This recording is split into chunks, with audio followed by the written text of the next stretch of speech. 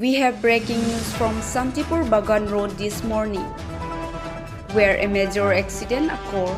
The incident involved a Bolero vehicle belonging to MEC Sarban Telenga from the number 24 constituency.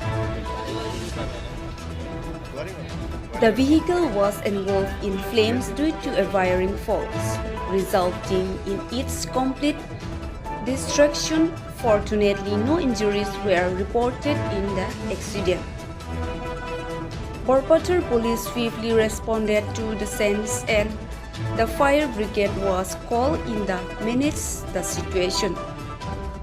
This served as a reminder to always ensure the safety and maintenance of vehicles to prevent such a tragic incidents.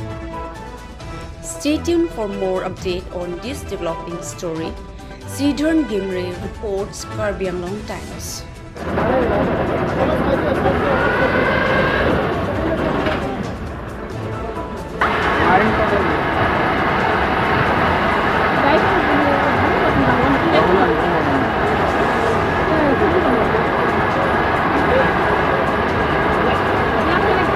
पानी हमारे motor में पानी नहीं